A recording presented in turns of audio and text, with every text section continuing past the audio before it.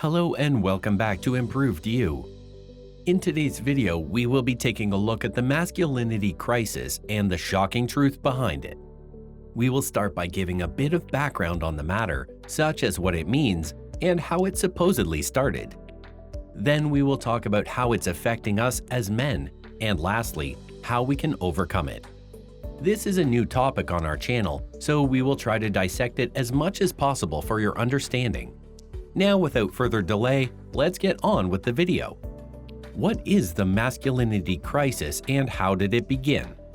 Many have asked the question, is masculinity really in crisis? But very few people have answers. The masculinity crisis that we may be facing in our day and age can be referred to as a social, economic, and political change in the roles that men partake in. Many roles that the traditional male used to dominate or partake in have been described and established as obsolete, or with its main purpose being completely different from its original idea. This has led to an instability in traditional gender roles and have strained the gender relationships men have with women. This supposed crisis has brought on a newfound interest in what roles a man played before and after this crisis. Here are some of the most renounced reasons that may have caused this supposed crisis. It has been speculated that it started in the beginning of the 21st century. From the year 2000 and above, society has seen many changes like the use of technology and worldwide communication, but the ones who have made the most impact on us as men in particular has been the revolutionized idea of radicalized feminism and the LGBT+ movements. These movements have questioned us men in every aspect of our life and have started to criticize and even shame us for acting over-manly. Another reason could be that the post-industrial economy that we work and live in has grown past the assurance that the bigger and stronger you are, the more likely you are to succeed. The attributes that are most valuable today, such as social and emotional intelligence, communication, and other social abilities, have begun to opaque these outdated attributes. With this being said, it doesn't necessarily mean that we as men are going to be erased from the earth, but sometimes it does seem that way. Poverty hurts us more than a female working in a predominantly male job position. That's why the talk of a supposed crisis should be considered very carefully, because it can be blown out of proportion by the equivalent of radical feminist movements such as MGTOW, men going their own way, and Black Pill, following incel groups whose hate of women drives them to a point of committing questionable acts. But before we go any further, we'd like to ask you, are you enjoying the video? If your answer is yes, click on the like, subscribe, and notification bell icons so you never miss an upload. Anyway, back to the video. How is the masculinity crisis affecting us as men? This supposed crisis has brought with it harmful factors that affect us mentally and emotionally.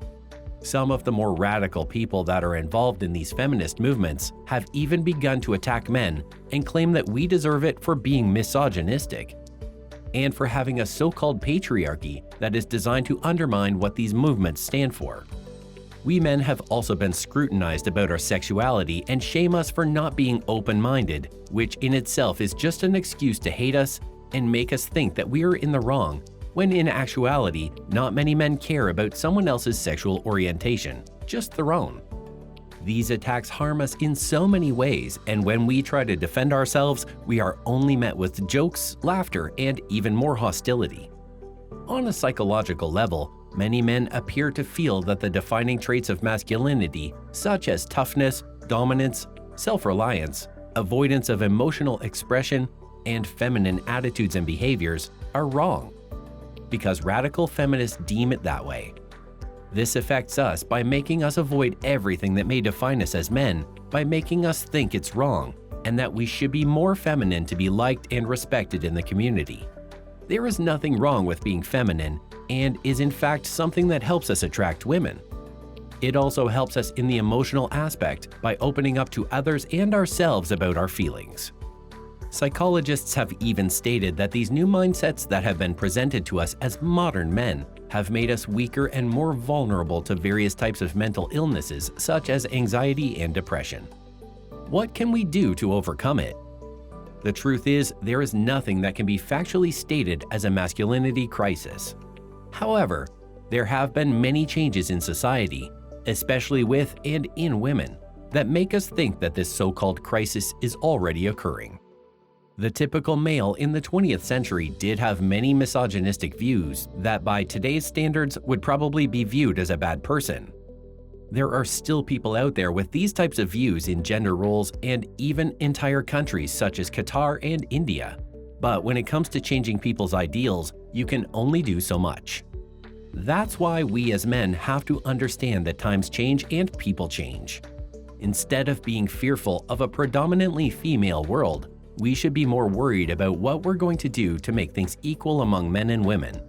There is no need to instill fear and police every little thing someone says that doesn't fit in with your worldview.